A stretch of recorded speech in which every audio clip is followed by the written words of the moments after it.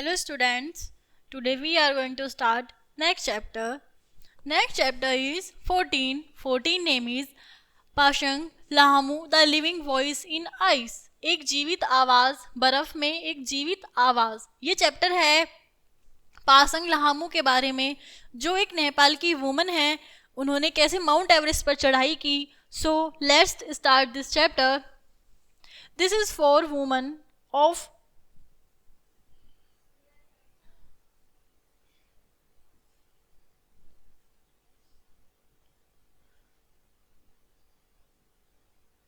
This is for the woman of Nepal. ये थी नेपाल की वुमेन्स के लिए। Pasang Lhamu would keep telling herself each time, वो प्रत्येक समय अपने आप से यही कहती थी। ये है नेपाल की महिलाओं के लिए। He saw snow storms and deep valley of snow before her on the way to the top of the world. उन्होंने देखा स्नो मतलब बर्फ के तूफानों को देखा, गहरी वैलीज को देखा बर्फ की, before her on the way रास्ते में जाते हुए, टॉप ऑफ द वर्ल्ड के top. A month of three, a mother of three, 3 बच्चों की माँ। Pasang Lhamu Sherpa was trying to conquer Mount Everest on her 4th attempt.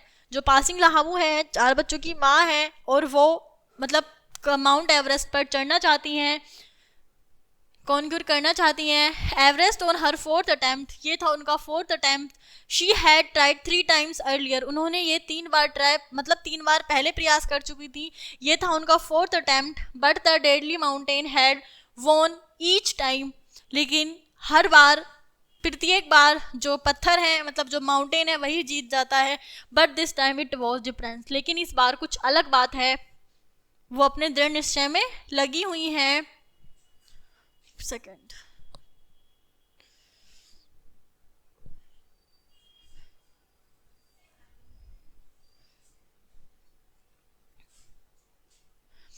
Pasang was born into a mountaineering family. वे एक पर्वतीय परिवार में उनका जन्म हुआ। And had involve herself in climbing since she was in her teens, मतलब छोटी सी अवस्था से ही वो पर्वतों पर चढ़ना उन्हें बहुत पसंद था, मतलब इन्वॉल्व थी उसी चीज़ में। He had successful climbed other difficult peaks, उन्होंने बहुत सारी कठिनाइयों भरे हुए पर्वतों को पार करा, बहुत सारी चोटियों पर उन्होंने अपनी फतेह लहराई। बट लेकिन the Everest was her greatest dream, लेकिन उनका था माउंट एवरेस्ट पर चढ़ना dream. She was known not only for her mountain, वो जानती थी कि उनके लिए सिर्फ ये एक पर्वत नहीं है, क्लाइंबिंग स्किल्स है, but also for her love for the people of Nepal, ये उनके लिए प्यार था जो नेपाल के लोग थे। She cared a lot of the women and feel that they needed more help to lead better lives. वो हमेशा केयर करती हैं वुमेन्स का, उनको फील कराने में उनकी हमेशा मदद करती हैं, उनको एक अच्छा जीवन देने में। जो पासिंग लाहमू है वो नेपाल की महिलाओं के लिए हर एक अच्छा प्रयास करती हैं, उनको एक अच्छा जीवन देने के लिए। दिस टाइम, इस बार, वॉट एवर डिफिकल्ट, कुछ भी कठिनाई माई फेस, मैं फेस करूंगी। I am determined to reach the top of Everest, मैं दृढ़ निश्चय हूँ कि मैं इस बार एवरेस्ट पर पहुँच कर रहूँगी। For the sake of all Nepalese woman even if I may loss my life, बेशक मुझे अपनी लाइफ गंवानी पड़े, मुझे अपना जीवन गंवाना पड़े, लेकिन मैं अपनी नेपाल की महिलाओं के लिए ये सब करके रहूंगी। विथ सच डिटर्मिनेटेड थॉट्स, उनकी ये सारी दृढ़ निश्चय की thoughts, Pasang Lhamu began her climb to the peak of the Everest yet again, उन्होंने फिर से अपनी कठिनाइयों से भरे हुए रास्ते पर जाने के लिए चढ़ाई शुरू कर दी। With her team of 5 experienced Sherpas, 5 experience Sherpas के साथ उन्होंने अपनी ये जर्नी स्टार्ट की। ऑन हर वे, रास्ते में, the team suffer the mountain as icy winds and dangerous tests, जो टीम थी सबने सामना करा माउंटेन आइस, बड़े बड़े बर्फीलों का, डेंजरस जो हवाएं चल रही थी वहाँ की। One of the Sherpa died along the way, एक रास्ते में एक शेरपा की डेथ हो जाती है। In spite of all the help passing gave him, लेकिन उन्होंने अपनी उसके बावजूद भी अपनी हिम्मत नहीं तोड़ी। This did not discourage passing, मतलब जो पासिंग थी उन्होंने ये सब होने के बाद भी उन्होंने अपनी सहानुभूति अंदर से दृढ़ निश्चय नहीं तोड़ा। For she was now more determined to conquer the highest peak in the world, वो पूरी दृढ़ निश्चय थी, मतलब दृढ़ संकल्प थी कि मुझे माउंट एवरेस्ट पर चढ़ना ही है, इस एवरेस्ट पर संसार की। Finally on 22 April 1993, Pasing Lahamu became the first Nepalese woman to set foot on top of the highest peak. Pasang Lhamu जो हैं फर्स्ट नेपालीज वुमन बनी जो उन्होंने अपने पैर रखे हाईएस्ट पीक पर, यानी कि जो नेपाल की पासिंग लहामू हैं वो पहली वुमन बनी जिन्होंने माउंट एवरेस्ट पर चढ़ाई अपनी पूरी करी। हर fourth attempt saw her to achieve her dream, उन्होंने अपने ये चौथे प्रयास में अपना ड्रीम अचीव किया था। Pasing Lahamu was on top of the world at 8,848 meters. Pasing Lahamu ने ये टॉप थी वर्ल्ड की 884 मीटर्स की, along with Sonam Tshering and 4 other Sherpas, यानी कि उनके साथ में सोनम ताशरिंग और 4 अदर 4 शेरपास थे। They spent unforgettable moments on the spot where only a handful of people had ever climbed. उन्होंने वहाँ पर एक अच्छे पल बिताए रहते हुए वहाँ पर। It was time to this, मतलब अब समय था वापस लौटने का, which mean extra generous and risk, मतलब इसका मतलब था वापस लौटने का मतलब था और भी ज़्यादा कठिन भरा रास्ता, और भी ज़्यादा कठिनाइयाँ और risk.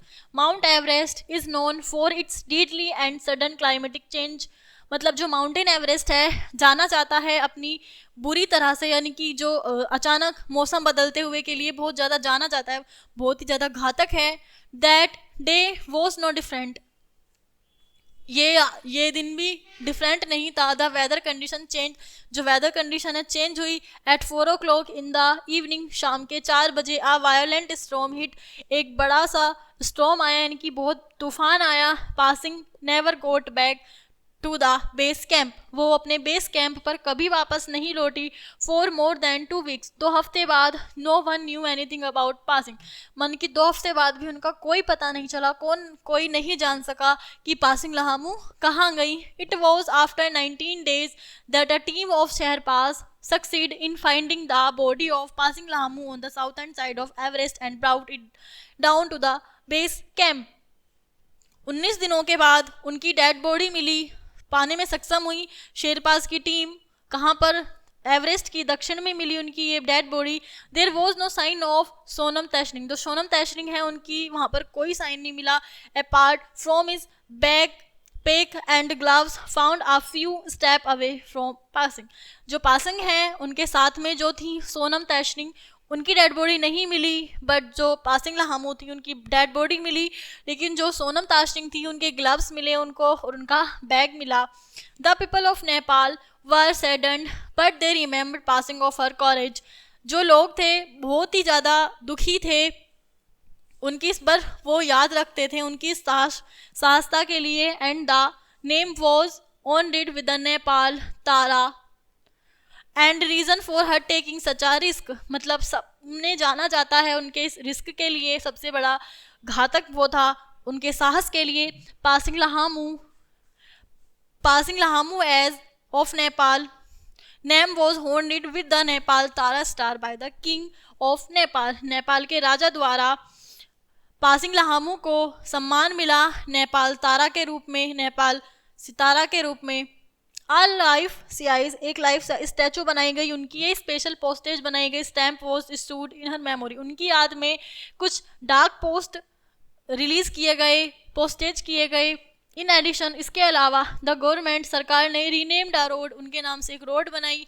A type of wheat and mountain in her honour, उन्होंने एक टाइप का वीट भी उनके नाम से जारी करा और माउंटेन उनके सम्मान के लिए जाना जाता है। The Pasang Lhamu memorial hall was also build in her memory, जो पासिंग लहामू मेमोरियल हॉल है उनकी यादों के लिए जाना जाता है। The Pasang Lhamu mountaineering foundation PLMF was established by her family, उनकी फैमिली के द्वारा एक Pasang Lhamu mountaineering foundation PLMF को स्थापित किया गया। Thousands of young Nepalese girls consider Pasang their role model and try to lead a life like hers, मतलब हजारों महिलाएं नेपाल की हमेशा अपना रोल मॉडल मानती हैं पासिंग लहामू को, उनकी तरह लाइफ जीने की सब लोग कोशिश करते हैं, जैसे उनमें दृढ़ संकल्प था उस तरह से अपनी अपनी लाइफ जीना सब सोचती हैं। इन 2002 में the government of Nepal announce that Pasang Lhamu as effort was the pride of the nation,